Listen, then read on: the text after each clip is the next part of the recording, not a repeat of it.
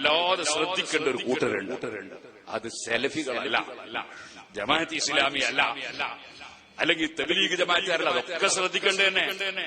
അതിനേക്കാളും ശ്രദ്ധിക്കേണ്ട ഒരു സാധനമുണ്ട്. അതാണ് വ്യാജത്തരീഖത്ത്. വലിയ ദുർമാർഗികളാണ്. അവരെ ദുർമാർഗം എന്താണ്? അവര് സുന്നത്ത് ജമാഅത്തിന്റെ ആലിമീങ്ങളുടെ വിശ്വാസം തകർക്കാൻ വേണ്ടി എന്തും പറയും, എന്തും ചെയ്യും, എന്ത് കളവും പറയും എന്ന് മാത്രമല്ല, സാധാരണക്കാരെ വഞ്ചിക്കാൻ വേണ്ടി അവർ മഖബറയിൽ പോകും, സാധാരണക്കാരെ വഞ്ചിക്കാൻ വേണ്ടി മൗലിദ് ഓതും, അവർ സാധാരണക്കാരെ വഞ്ചിക്കാൻ വേണ്ടി റാത്തീബ് ചൊല്ലും, അവര് സാധാരണക്കാരെ വഞ്ചിക്കാൻ വേണ്ടി ഔലിയാക്കളെ ബഹുമാനം പറയും.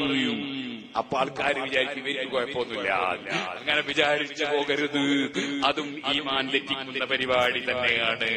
അതെങ്ങനെയാ ഉസ്താദ് ഞങ്ങൾക്ക് മനസ്സിലാകുക? അത് മനസ്സിലായാലും നിങ്ങൾക്ക് ഓരോന്നും എങ്ങനെയാ മനസ്സിലായാലും, നിങ്ങൾക്ക് എങ്ങനെയാണെങ്കിൽ രോഗം ഉണ്ടോ ഇല്ലേ എങ്ങനെയാ മനസ്സിലായാലും ഡോക്ടറെ കാണിച്ചിട്ട് നിങ്ങൾക്ക് ഒരു മരം മൂന്നാജി ഇരിക്കുന്നുണ്ട് ഇവിടെ, മൂന്നാജിട്ടുണ്ട്, ഒരുപാട് തേക്കെടുത്ത ആളാണ്. ഒരു മരം അത് തേക്കാണോ അല്ലേ എന്നെങ്ങനെയാ മനസ്സിലാകുക? അത് മരത്തിനെ കുറിച്ച് വിവരമുള്ളവരെ കൊണ്ട് പരിശോധിപ്പിച്ചാൽ മനസ്സിലാവും. നിങ്ങൾക്കൊരു നല്ല കളറുള്ള ഒരു സാധനം കിട്ടി, ഇത് പൊന്നാണോ പൊന്നല്ലേ എന്നെങ്ങനെയാ മനസ്സിലാകുക?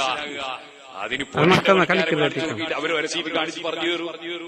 ഇതുപോലെ ഒരു സാധനം പേച്ചതാണോ അല്ലേ എന്നെങ്ങനെയാ മനസ്സിലാകുക? അത് ആലിമീങ്ങളോട് ചോദിക്കണം. ആലിമീങ്ങൾ പറഞ്ഞു തരും, ഇന്നത് വെളിച്ചതാണ്, ഇന്നത് വെളിച്ചതല്ല എന്ന് പറഞ്ഞു. നിങ്ങൾക്ക് മനസ്സിലായില്ലേ? അപ്പൊ ഓരോന്നിനും വിവരമുള്ളവർ പറയുന്നതാണ് കേൾക്കേണ്ടത്, ജാഹിലീങ്ങൾ പറയുന്നതല്ല കേൾക്കേണ്ടത്. നിങ്ങൾ കണ്ടോ ഒരു ബുക്ക്, ഇതൊരു വ്യാജത്തരീഖത്തുകാരെ ബുക്കാണ്. പേര് ഞാൻ പറയൂല. പറയാത്തറിയോ? പറയൽ ആവശ്യമായി വരുമ്പോ പറയും. പറയാത്ത അത് പറഞ്ഞാൽ ഓരോരുത്തർ അതിങ്ങനെ അതെവിടെയാ കിട്ടുക നോക്കിയാ എന്നിട്ട് വേണ്ടാത്ത വായിക്കും. നിങ്ങൾ അവസ്ഥ അതേ വായിച്ചത്. ഞാൻ ഡോക്ടറാ, എനിക്ക് ചിലപ്പോ മലവും പരിശോധിക്കേണ്ടി വരും, മൂത്രവും പരിശോധിക്കേണ്ടി വരും, ചലവും പരിശോധിക്കേണ്ടി വരും.